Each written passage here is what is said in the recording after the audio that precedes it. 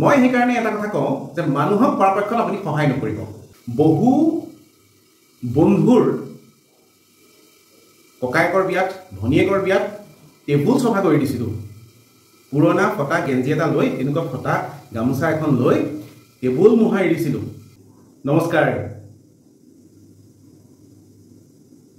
ভাত ৰান্ধি আছোঁ, ভাবিলোঁ মনলৈ অহা ভাৱখিনি ইয়াতে ৰেকৰ্ডিং কৰি থওঁ। জিকা ভাজি বনাইছোঁ আৰু বিশেষ একো নাই, জিকা ভাজি, মচুৰ দাইল আৰু ভাত।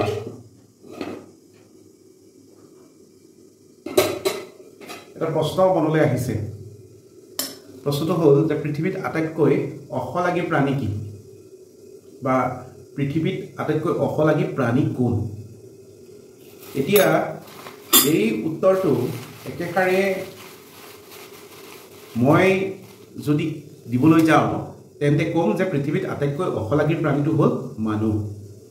মানুহৰ সমান অশলাগী প্ৰাণী পৃথিৱীত চাগে দুনাই কোনো নোলাব।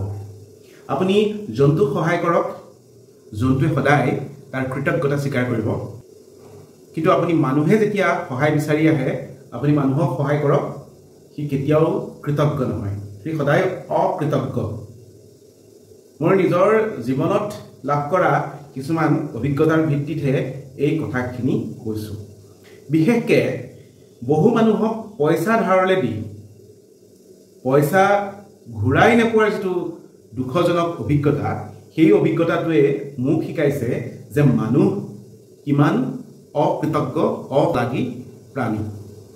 বহু কষ্ট কৰি আমি টকা উপাৰ্জন কৰোঁ। ধন ঘটাটো কাৰোৰে কাৰণে সুখজনক কাৰ্য নহয়।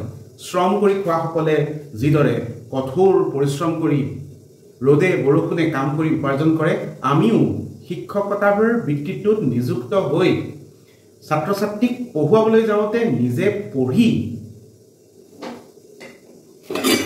ভাত পানী ৰান্ধি খাই বৈ কলেজ কৰি যিকেইটা ধন উপাৰ্জন কৰোঁ তাৰো এটা অংশ কৰ হিচাপে ৰাজকোষক পৰিশোধ কৰোঁ। কিন্তু বহু ব্যক্তিক পইচা ধাৰলৈ দিওঁ, এই কাইলৈ ঘূৰাই দিম।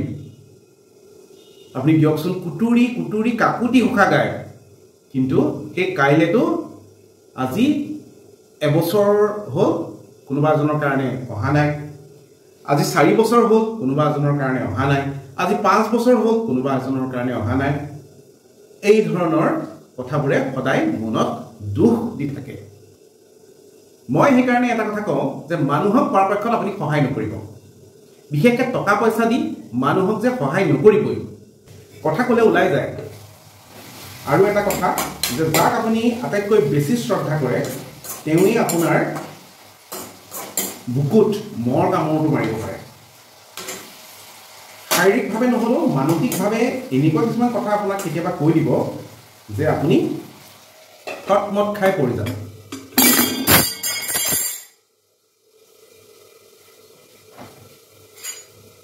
তটমট খাই পৰি যাব বুলি কওঁতে সঁচাকৈ এই প্ৰচলিখন পৰিয়ে গৈছে।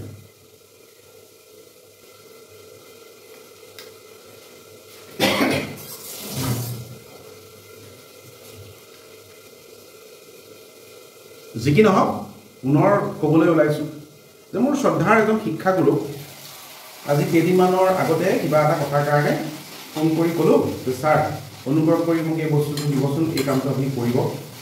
কিন্তু ছাৰে আকৌ ওলোটাই মোকহে কামোৰ দিয়াত লাগিলে। অৱশ্যে তেনেকুৱা কামোৰ খাই খাই গাৰ ছালবোৰ গঁড়ৰ নিচিনা হৈছে।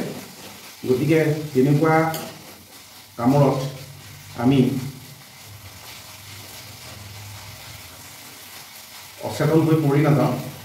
কিন্তু সেই শিক্ষকসকলৰ বা সেই ব্যক্তিসকলৰ বিপদৰ সময়ত প্ৰথম থিয় হোৱা মানুহটো আছিলোঁ মই ভৃগুমণি নাথ। বহু বন্ধুৰ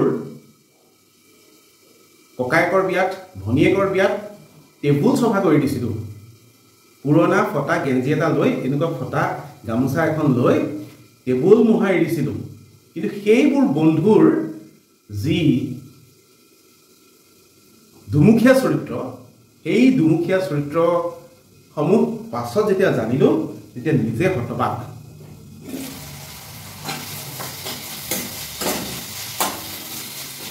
গতিকে মই কওঁ যে পৰাপক্ষত মানুহক সহায় নকৰিব। মানুহক সহায় কৰাটোৱে হ'ল পৃথিৱীৰ আটাইতকৈ ডাঙৰ ভুল। যি আনৰ কষ্টক সন্মান জনাব পাৰে সেই ব্যক্তিজনক আপুনি সহায় কৰক, কিন্তু যি আনৰ কষ্টোপাৰ্জিত উপাৰ্জনক অনায়াসেৰে ঘটা টকা বুলি ভাবে সেই ব্যক্তিক কেতিয়াও আপুনি সহায় নকৰিব। আৰু পৰাপক্ষত ডোন্ট হেল্প হিউমেন বিং। আপুনি জন্তুক সহায় কৰক কিন্তু মানুহক সহায় নকৰিব। কিবা এটা দুখ লাগি আছিল, সেইকাৰণে আজি ভিডিঅ'টো বনালোঁ। যদি কথাখিনি একমত তেতিয়াহ'লে কমেণ্ট কৰক মোৰ কথাখিনি কি বুলি ভাবে আপোনালোকে। ধন্যবাদ, শুভৰাত্ৰি।